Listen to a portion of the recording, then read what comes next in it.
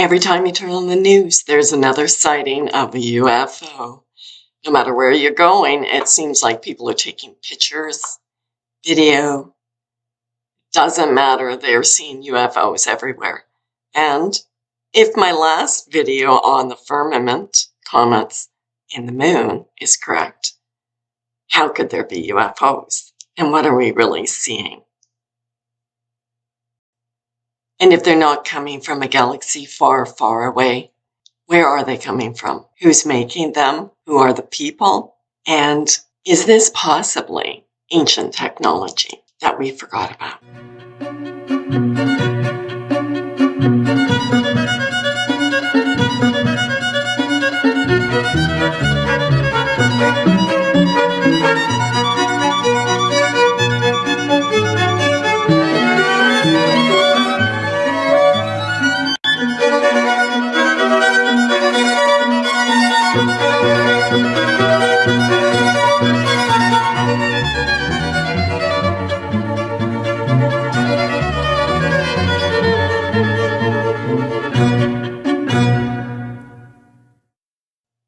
So before we get into what are UFOs and aliens, let's get into some lost technology, some stuff that actually we've had here on the Earth before that might actually help us to understand where we are today.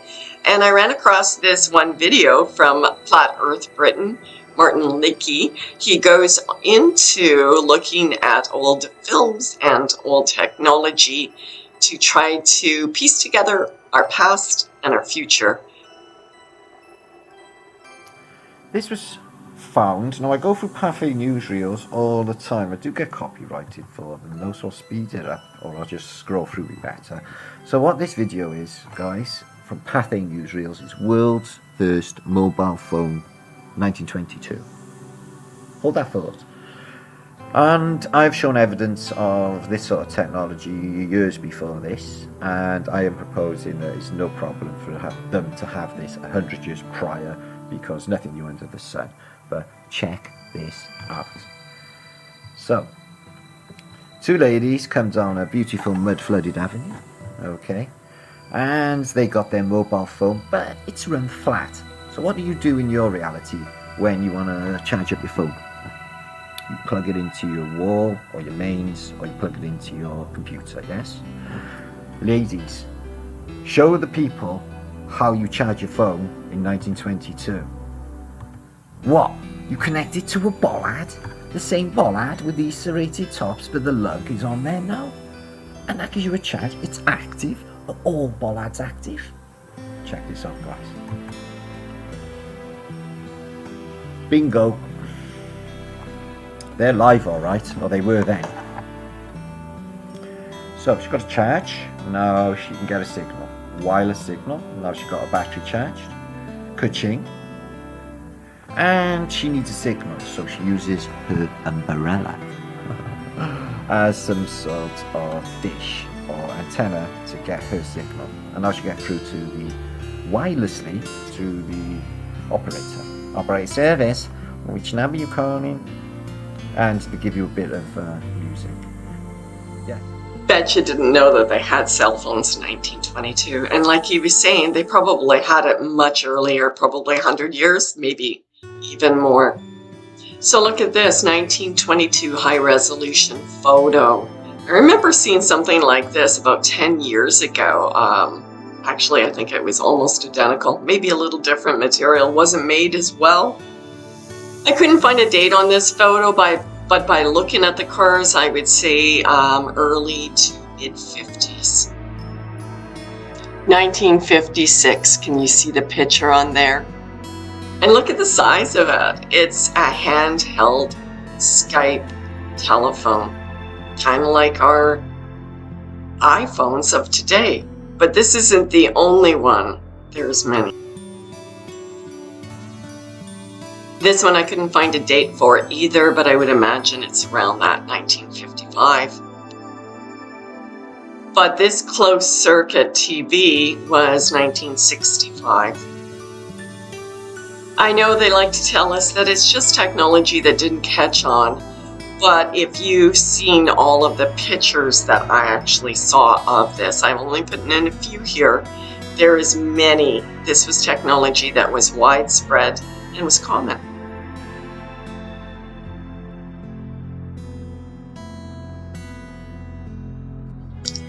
Electric scooters, 1916. Actually, I found them all the way back to 1900.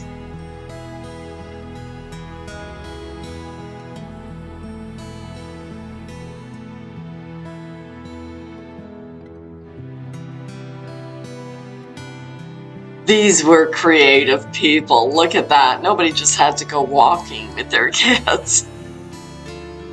1910 scooter. I guess I should have had this one first, but I wanted to surprise you.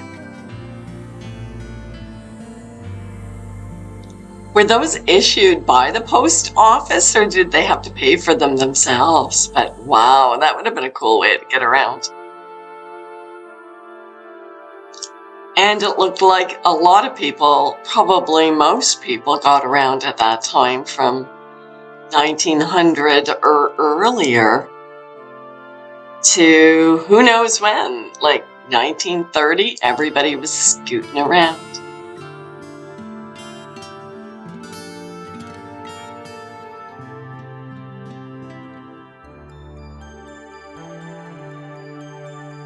I know you guys all heard about electric cars and how they just were not popular and everybody wanted to go to gas guzzlers.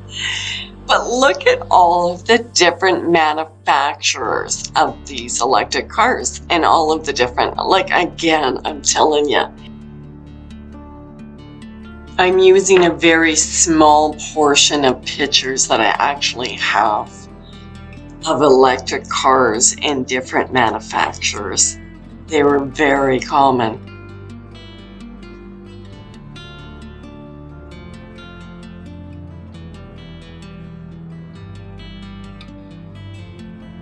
What year was it that Henry Ford came up with his gas guzzler? I mean, Model T, supposed to be the first. Here's what Wikipedia says about the first gas guzzler. Henry Ford introduces the Model T Ford automobile in October 1908, the world's first mass-produced car. In producing an automobile for the middle class instead of just for the wealthy, Henry Ford helped change America's society forever.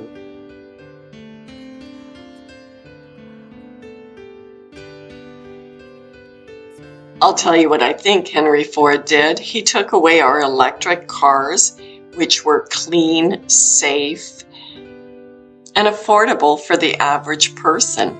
The cost to maintain them probably was next to nothing, since there was technology all over the place that they could charge for free, like the cell phone.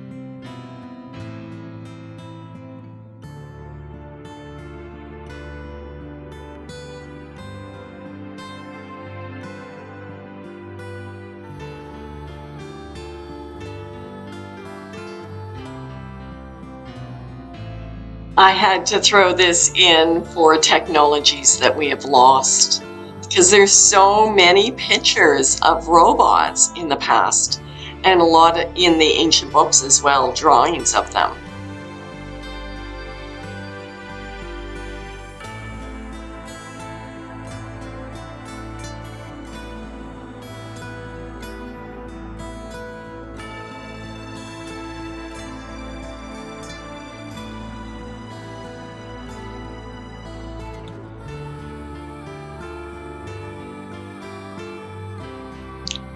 And I want to ask you, could it possibly be a robot that we're looking at here? What do you think? I mean, the movies usually tell us what the truth is. Star Wars. I have to add this clip from John Levi, and this is just a small portion from his really good video on fountains. Link will be in the description. Sunset, and I think about fire and water fountains. All these water fountains found all throughout our realm. The most beautiful water fountains, predating power, not predating electricity, but the general distribution of it, and yet the importance of these fountains. Were they just for beauty, such poverty in times of past, and yet people had enough resources and desire to build some of the most glorious fountains, things that we don't replicate today. And were they just fountains? Were they just ornamental? We barely understanding anything, let alone how all this architecture and arts and understanding of the past came to be. And especially until recently, having very little knowledge of water and the uses and benefits and potential. Now we come to understand how energy and intentions and frequency can affect water, and especially ourselves being mostly water, and also the ability to restructure water, this being a fairly new concept to me, having recently drank restructured water and having felt very good for 2 days. And this water was charged with an electrical energy, restructuring it and creating much more use to myself and my being as compared to the damaging effects that water would typically have coming out of the tap after it's been abused and so-called purified and ultimately adulterated. And could these fountains, with their glorious antiquitech on top, have been doing just this, restructuring the water, creating healing fountains in all the town squares, all throughout our realm again. No shortage of fountains, often surrounding beautiful monuments, and the fountains themselves being monuments, and naturally pumping water in general, healing or not healing, and the ability to pump water, very advanced in these early time periods. Very questionable as to whether it would really be possible in very early time periods to be plumbing water in mass volumes into town squares. We're told people still used outhouses and threw their waste out of windows in buckets, and yet coexisting with these works of wonder. And coming full circle on this fiery day, in which I can't even see the mountains. Usually we'd see them. I think as a great precaution around a home, one would want a sprinkler system as some sort of defense mechanism against fire. Perhaps if fire comes sweeping through a city, or in my case, sweeping through the high desert, you fire up your exterior sprinkler system, watering your house down as if it was just raining, and protecting against fire. And could these fountains have served the same purpose? Could this be the reason why much of this architecture remains in such reset situations? Or if we believe the narrative, such situations where a cow might knock over a candle and burn down a whole city, one could fire up this fountain to full capacity, creating an umbrella of water, protecting the surrounding buildings for as far as you could project and procure water pressure. Where I grew up in Arizona, not too far away, we had the world's, or maybe the second or third world's largest fountain. At the time, a small community called Fountain Hills, and I believe it shot up for hundreds of feet. But this same fountain could be adjusted, turned on and off at will. And let's have a look at some.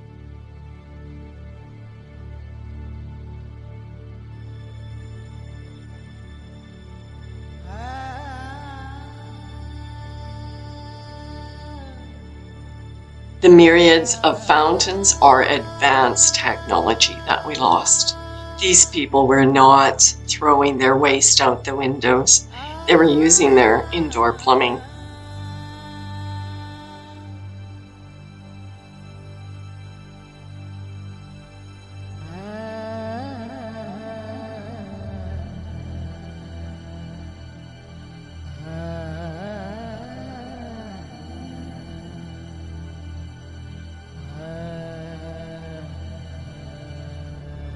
So much of our technology has been lost to us, especially when you think about the elements of water and how important it is to the human being.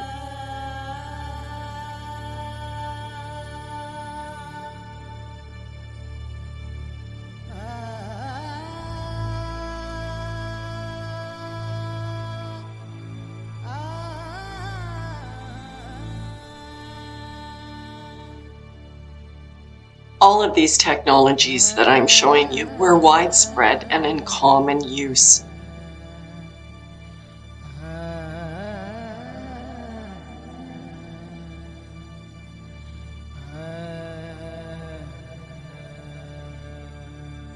Okay, so now we've looked at technologies that we've lost, or that we had a civilization that was flourishing with advanced technology. We're looking at right now the Tesla car that's in space. Did that really happen? Are we seeing what we think we're seeing, or is this CGI? If we truly have a dome over us and the world is flat, then what we're looking right here is CGI.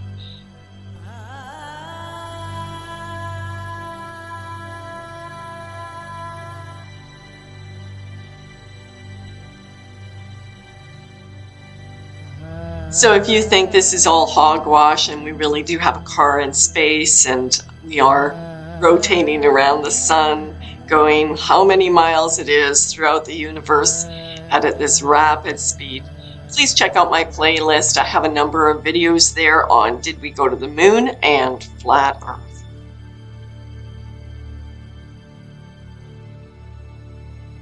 But let's look at some technology that we did have and have lost. Flying vehicles. There were plenty of them.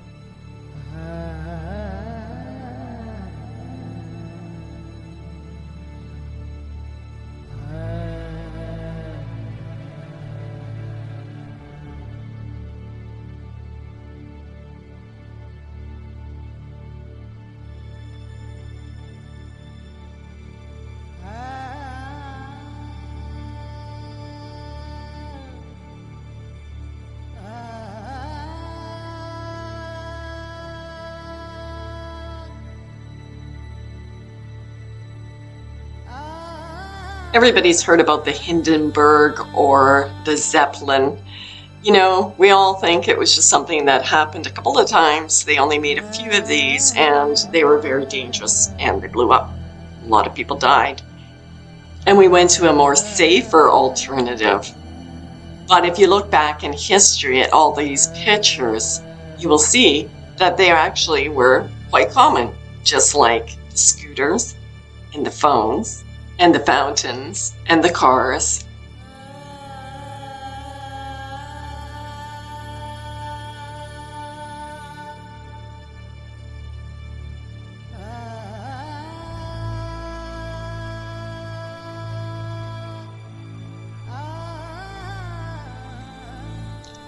And the evidence is all the charging stations, like the lighthouses, the Eiffel Tower, New York State Building, Toronto Tower, Calgary Tower.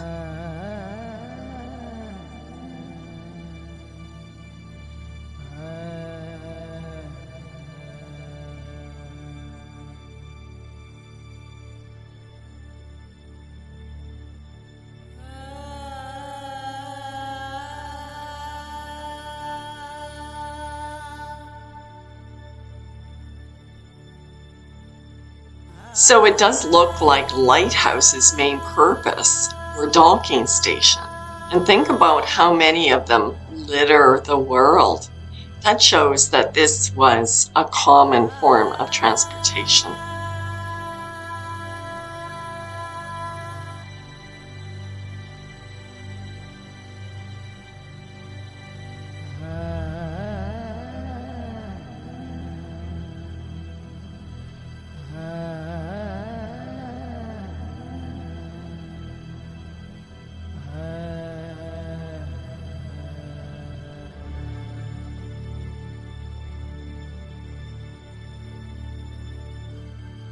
And I might add, a safe form of transportation, because obviously it went on for centuries for the amount of buildings to charge them. Until, of course, they decided to get rid of it all and change our whole technology into a gas-based combustible engine.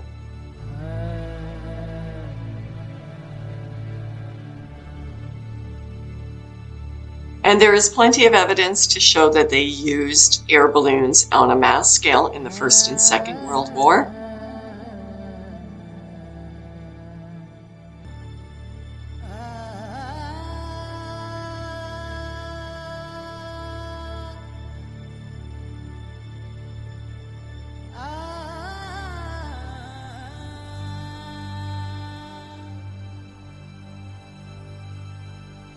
The proof is our technology was highly advanced in the past and it was taken away from us. But the controllers of this system never stopped using the technology and never stopped advancing it.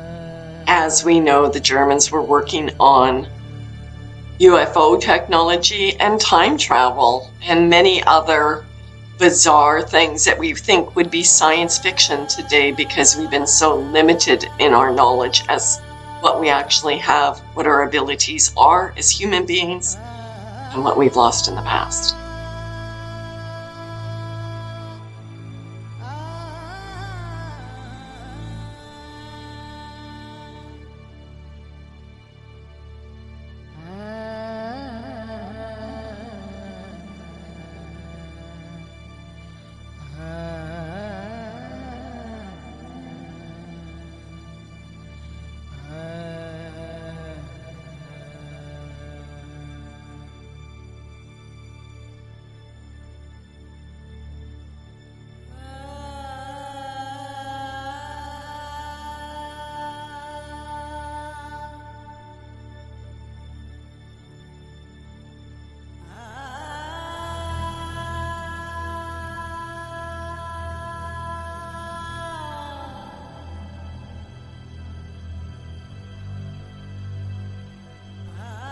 So as you start to see the UFOs in the sky and on the news talking about invasion from another galaxy coming far, far away to either help us be our saviors or to destroy us, we know it doesn't come from outside of us because the Bible says that God put a firmament over our plane.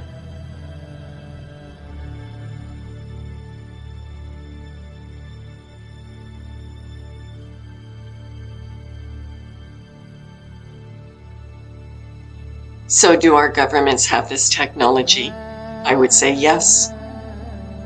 They've had it all along and they're using it against us. You might ask, who are the controllers that possess this technology and have taken it away from us and are using it against us? The Bible speaks about the fallen angels and their hybrid offspring, the Nephilim, the giants. John 8:43 and 44 tells us what Jesus thinks about these people. Why do you not understand what I am saying? It is because you are unable to accept my message. You belong to your father, the devil. You want to carry out his desires.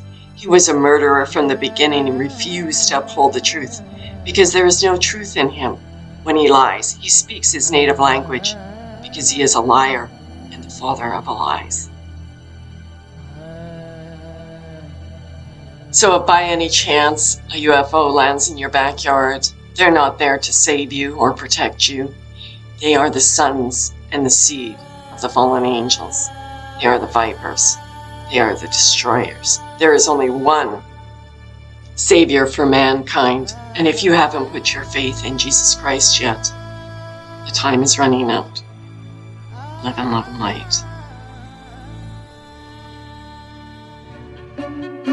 light.